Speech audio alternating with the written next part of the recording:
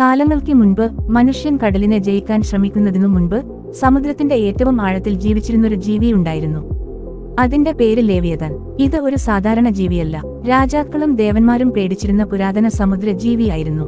കടലിന്റെ ആഴങ്ങളിലാണ് ഇത് കഴിഞ്ഞിരുന്നത്.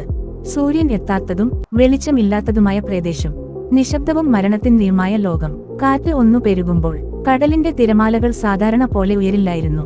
കടൽ കോപിച്ചിരുന്നു. അതായിരുന്നു ലേവിയതാൻ ഉണരുന്ന ശബ്ദം. പണ്ടത്തെ നാവികർ പറയുന്നു, ദൂരത്ത് കറുത്ത ഒരു പർവ്വതം പോലെ ഒന്നുകണ്ടാൽ അതിനോട് അടുത്തുപോകാൻ പാടില്ലെന്ന്. കാരണം അത് പർവ്വതമല്ല, അത് ലേവിയതാന്റെ പുറമായിരുന്നു. ശരീരം ഒരു വലിയ തിമിംഗലത്തേക്കാൾ വലുത്. തല ഡ്രാഗൺ പോലെയും പാമ്പ് പോലെയും. കണ്ണുകൾ കടലിന്റെ ആഴത്തെ പോലെ ഇരുട്ടുപോലെ കറുപ്പും ഭയാനകവുമായിരുന്നു.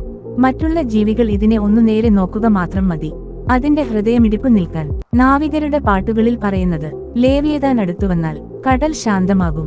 ഒരാശ്വാസ നിശബ്ദത, പിന്നെ ഒരു വിറയലുള്ള ചുഴലിക്കാറ്റ്.